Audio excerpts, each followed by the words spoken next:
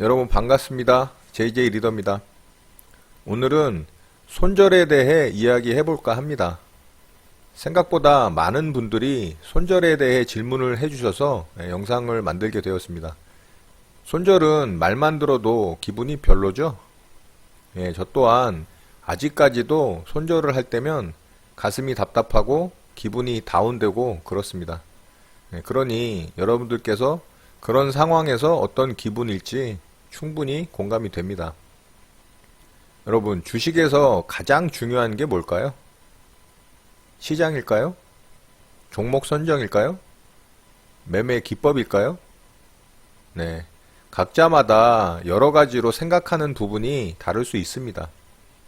주식 투자를 하는 이유는 당연히 수익을 내기 위함이잖아요.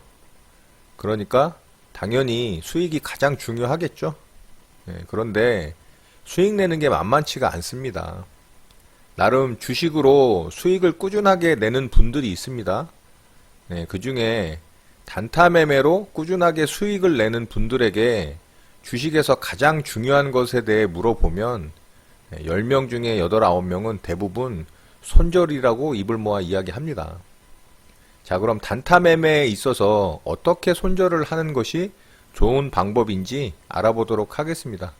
시작하기 전에 구독, 좋아요, 알람 설정까지 부탁드립니다.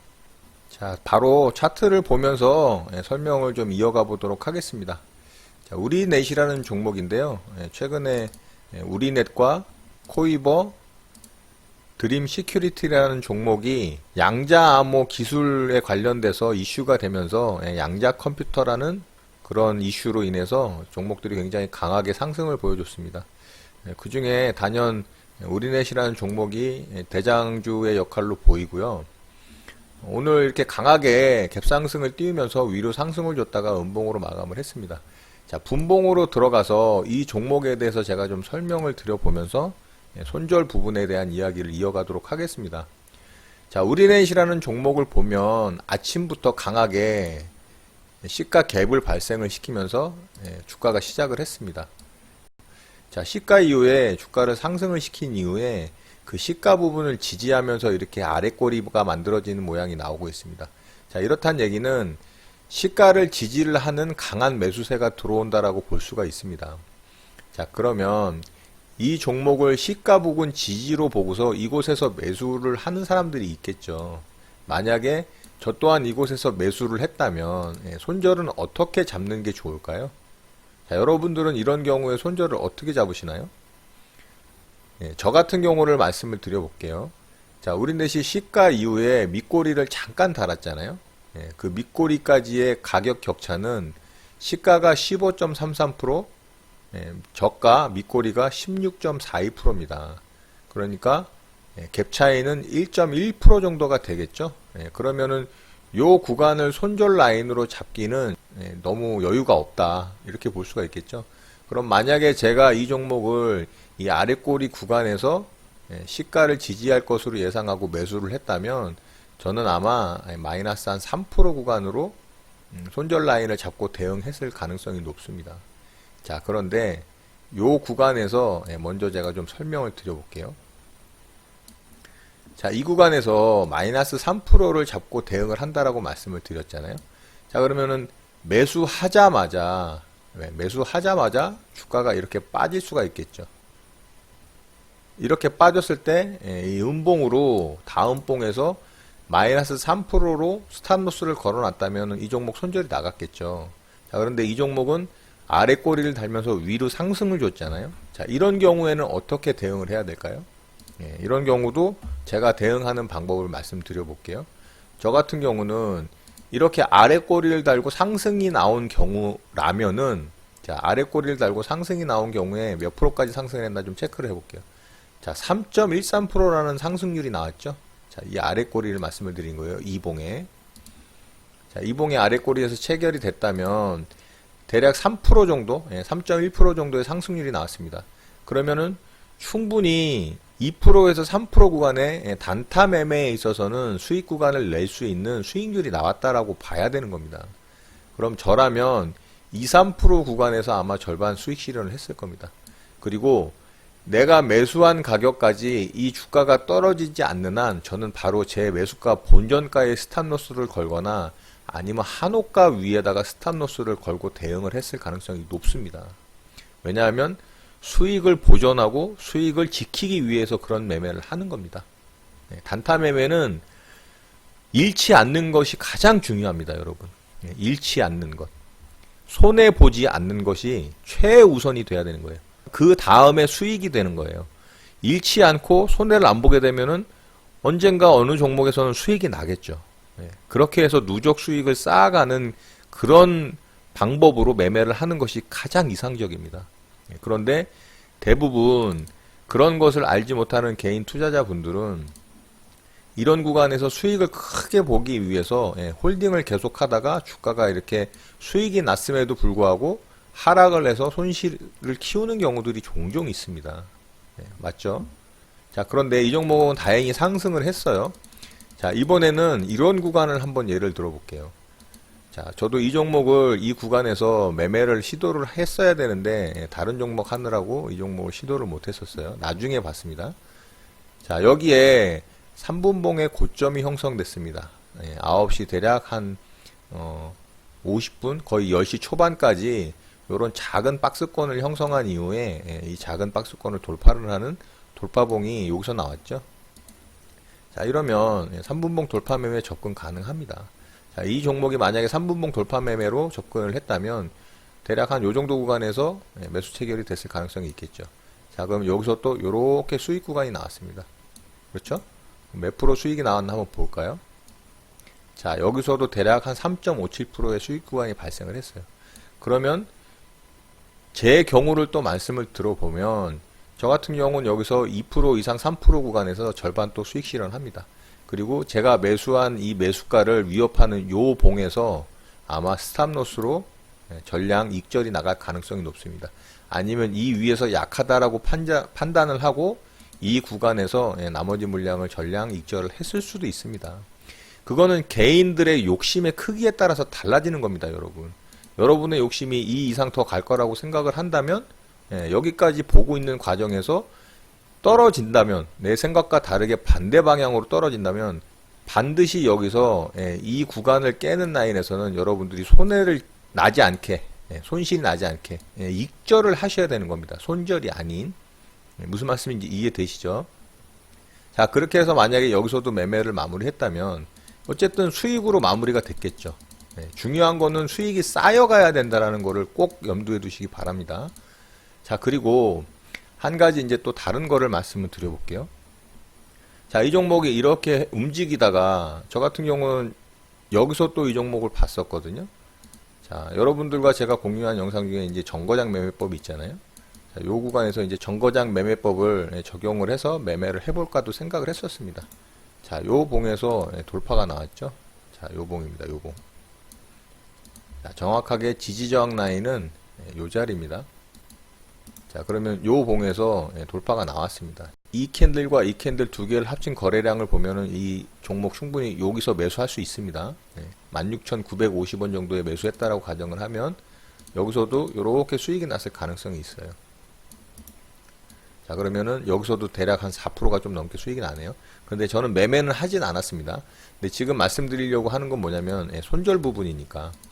자, 손절 부분에 대해서 좀 말씀을 드릴게요. 자, 여기서 만약에 매수를 했는데 아까도 이 앞쪽에서도 말씀드렸지만 주가가 2% 이상 3%까지 이 상승이 나서 수익 구간이 발생이 됐을 때는 반드시 이 내 매수가를 위협하는 자리에서는 이 한호가 위에서 아니면 본절에라도 익절을 하셔야 되는 겁니다. 손해가 안 나게. 수수료 손절을 하시든 아니면 한호가 위에서 익절을 하시든 반드시 이 내 매수가를 위협하는 구간에서는 더 큰 손실이 나지 않게 관리를 하셔야 된다는 거예요. 무슨 말씀인지 아시겠죠? 그런데 만약에 여기서 손절을 못했어요. 익절을 못했어요. 주가가 쭉 떨어졌죠. 이 저가를 이탈하면 제가 이 정거장 매매법에서는 이 자리를 이탈하면 손절이잖아요. 그렇죠? 그럼 이 자리에서라도 이 봉에서 이탈이 나왔을 때는 칼손절이 나가야 되는 겁니다. 무슨 말씀인지 아시겠죠? 그리고 이렇게 갭이 뜬 구간에서 이 갭이 뜬 이 라인이 저가라고 가정을 하면은 이 캔들의 저가 있잖아요. 최종 저가, 밑꼬리 저가 있죠. 자, 이 라인을 이탈을 할 때는 주가는 굉장히 급락을 합니다. 특히 이 갭이 뜬 구간에서는 그래요. 갭 상승이 발생한 캔들이 만들어진 곳에서는 이 중간에 이 빈 공간이잖아요. 빈 공간, 갭이라는 건. 그렇죠.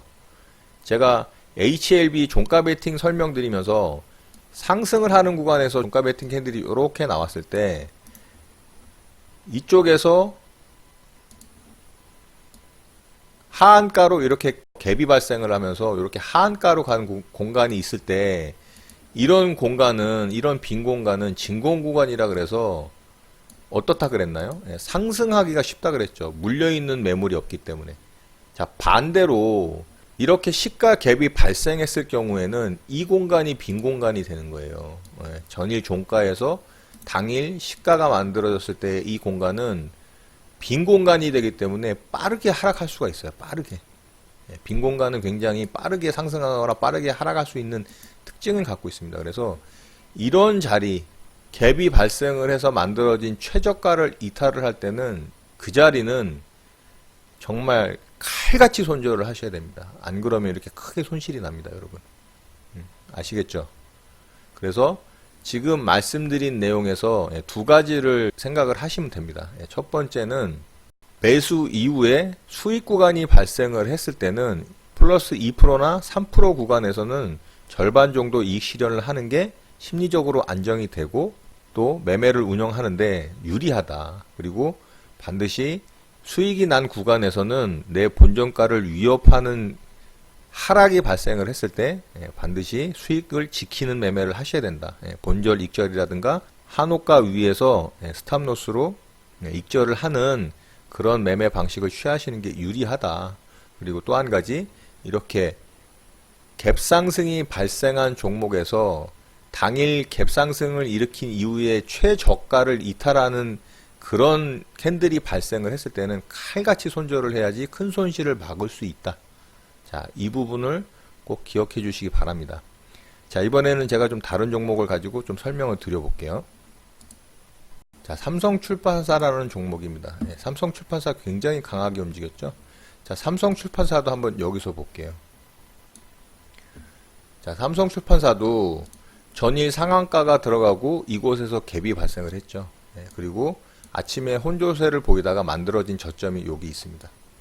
맞나요? 자, 이 저점을 제가 이렇게 좀 표시를 해볼게요. 자, 그럼 제가 이렇게 갭이 발생한 공간에서 만들어진 최저점을 이탈을 하면 급락을 하는 경향이 있다 그랬잖아요. 자, 이 종목 한번 볼까요? 자, 어떤가요? 여기서 만들어진 이 최저점을 여기서 딱 이탈을 할 때 거래 터지면서 급락 떨어지는 거 보이시죠? 자, 어떻게 됐나 볼까요? 이렇게 여기까지 급락을 했습니다. 당일입니다. 당일. 단타 매매는 단타 매매답게 대응을 해야 되는 거를 꼭 염두에 두시기 바랍니다. 다음날 이렇게 올라갈지 안 올라갈지는 아무도 모릅니다. 당일날만 보게 되면은 그 자리를 이탈한 이후에 무려 5.49%까지 하락을 했습니다. 그렇죠? 자, 그러면은 단타 매매는 뭡니까? 짧은 수익을 내기 위해서 수익을 짧게 가져가는 목적으로 하는 매매 방법이잖아요. 그렇다면 수익은 2, 3%, 손실은 4, 5% 하면은 그 매매가 지속적으로 이루어졌을 때 수익이 쌓일 수 있을까요? 그렇지 않겠죠? 수익은 2, 3%, 손실은 그거보다 짧게 가져가야 되겠죠? 그러니까 단타 매매에 있어서는 손절은 정말 칼같이 하셔야 된다라는 거를 잊지 마시기 바랍니다. 자, 이번에는 다른 종목 한번 보면서 또 말씀을 드려볼게요. 자, 코이버라는 종목을 한번 보도록 할게요. 이 종목도 우리넷과 마찬가지로 양자 컴퓨터, 양자 암호 관련 이슈로 인해서 강하게 상승이 나왔죠. 자, 어제 종가가 이 부분에서 형성이 되고 이 종목도 갭상승이 발생을 했습니다. 그리고 상한가를 들락날락하면서 이 자리에서도 매물들이 많이 형성이 됐죠. 자, 그러면 이 종목이 시가를 형성을 하고 상승을 한 이후에 시가를 지켜주는 아랫꼬리가 형성이 됐습니다. 자, 그리고 그 위에서 얘가 놀았죠. 그러면 이 구간을 최종 손절 라인으로 잡을 수 있다는 겁니다. 어제 종가와 당일 시가의 이 공간은 빈 공간이기 때문에 급락이 떨어질 수 있다라고 제가 서두에서도 말씀을 드렸죠. 여기서 만약에 시가 지지를 예상을 하고 매수를 했다면 충분히 수익 구간이 발생을 했었습니다. 그렇죠? 자, 이 정도 수익 구간이 발생을 했었습니다. 적지 않아요. 8%가 넘습니다. 자, 그렇다면 충분히 수익을 챙기고 뭐 절반 내지 아니면 그거보다 적은 물량을 홀딩을 할 수도 있었습니다. 네, 상한가가 들어갈 수도 있고 아니면 더 상승을 할 수도 있다라고 판단을 할 수도 있으니까요. 그런데 그렇게 예상하던 주가가 그 자리를 이탈을 할 경우 칼같이 익절을 하든가 수익 보전을 해야 된다라고 말씀드렸죠. 만약에 익절을 하고 수익 보전을 할 타이밍을 놓쳤다라고 가정을 한다면 급락이 떨어지는 경우가 대부분이지만 이렇게 하락을 줬다가 다시 얘는 또 이렇게 반등을 해서 충분히 또 익절을 하고 수익 보전을 할 수 있는, 손실을 줄일 수 있는 기회를 또 줬습니다. 자, 일정한 구간을 횡보를 길게 하다가 이런 식으로 탁 깨지면 급락이 떨어지는 경우가 많아요. 그리고 갭상승이 일어나서 빈 공간이 발생을 했을 때 그 최저점의 지지 라인을 이탈을 하면 또 급락이 떨어지는 경우가 많아요. 그런데 그렇지 않고 앞쪽에 지지 기반이 있을 경우에는 이렇게 하락을 했다라도 반등을 주는 경우가 많다. 자, 이렇게 세 가지 기억하시고 반드시 이런 구간에서는 익절을 하든 아니면은 여기서 만약에 지지 매매를 했다라고 생각을 하고서 진입을 했다 그러면 수익 구간이 짧으니까 여기서는 수익 실현이 안 됐을 가능성이 높겠죠. 그러면은 바로 이탈을 해서 손절을 해야 될 경우에는 마이너스 2% 또는 마이너스 3% 구간에다가 반드시 손절을 걸어 두시기 바랍니다. 마이너스 2%까지 손실이 발생을 했을 때 다시 올라올 경우는 이 자리는 저항 라인이 될 가능성이 높기 때문에 이 자리에서는 본전가에 반드시 털어내는 게 좋습니다. 물론 휩소, 페이크라 그러죠. 예, 속임수를 주고서 이렇게 상승이 나오는 경우도 굉장히 많습니다. 예, 그렇지만 이런 거를 기대를 하시면 안 돼요. 단타 매매에서는 지지 라인을 이탈을 했을 경우는 반드시 손절 라인으로 대응을 하든가 아니면 반등을 줬을 때 내 본전가에서 그냥 바로 익절을 하든가 아니면 본절을 하든가 이런 식으로 손실을 최대한 회피하고 손실을 안 볼 수 있는 그런 매매 습관을 가지시는 게 여러분들에게 굉장히 유익하다라는 거 꼭 염두에 두시기 바라겠습니다.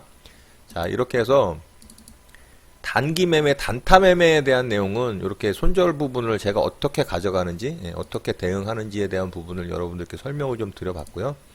이번에는 제가 설명드린 여러분들과 공유했던 내용 중에 수급주 매매 방법에 대한 영상이 있습니다. 자, 수급주 매매 방법에 대해서 여러분들이 이 수익 관리라든가 아니면 손실 관리를 하는 부분에 대해서 질문들을 좀 주신 내용이 있어요. 자, 그 부분에 대해서 제가 좀 설명을 좀 드려볼게요. 자, 동진세미캠이라는 종목인데요. 자, 이 종목이 이 자리에서 수급주 매매에 부합하는 돌파가 나오고 거래 대금 또한 앞쪽의 거래 대금에 비해서는 작은 거래 대금으로 보이지만 실제로 거래 대금이 발생한 금액을 보면 800억이 넘습니다. 그러니까 충분히 돌파가 나오고 거래 대금 또한 풍부한 종목이기 때문에 수급주 매매로 대응해 볼 만했다. 자, 그래서 이 종목을 수급주 매매로 대응을 했다면 전일 종가에서부터 기준봉 종가까지로 계산을 하는 겁니다. 자, 이 부분에 대한 내용은 제가 관련 영상에 댓글 부분에다가 설명을 드린 내용도 있고요. 또 MS 오토텍 그 관련 영상에서 부연 설명으로 또 보충 설명을 한 내용이 있으니까 관련 영상을 좀 확인해 보시기 바라겠습니다. 그래서 75% 구간에서 1차 매수, 50% 구간에서 2차 매수를 했다면 이 종목은 25% 구간 손절인데 손절은 나가진 않았어요. 자, 그래서 1일차, 2일차에서 2차 매수까지 됐겠죠.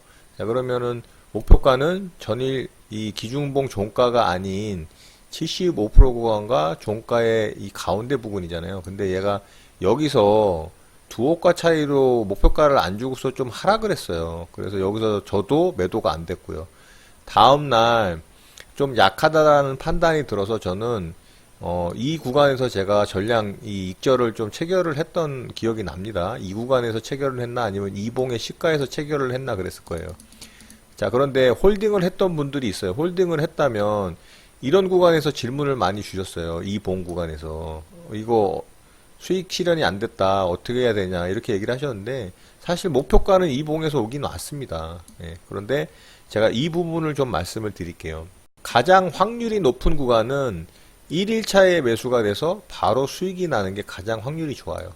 또 상승을 했다가 떨어져서 1일차에 매수가 안 됐다면 2일차에 매수가 됐다라고 해도 확률이 굉장히 높습니다. 1차 매수에서 매수가 돼서 바로 수익 나는 게 가장 확률이 높아요. 2차 매수까지 됐다면은 조금 약하다라고 판단을 하고 75% 구간과 종가 구간의 중간 부분의 목표가로 잡잖아요. 근데 3일차와 4일차까지 목표가에 오지 않는다면 4일차에서는 약익절이라든가 손실이 나지 않는 선에서 물량을 정리를 하는 것이 가장 안전합니다. 물론 상승이 크게 나오는 경우도 있지만 언제나 주식은 수익보다는 손해가 나지 않는 것에 포커스를 맞추는 게 중요합니다.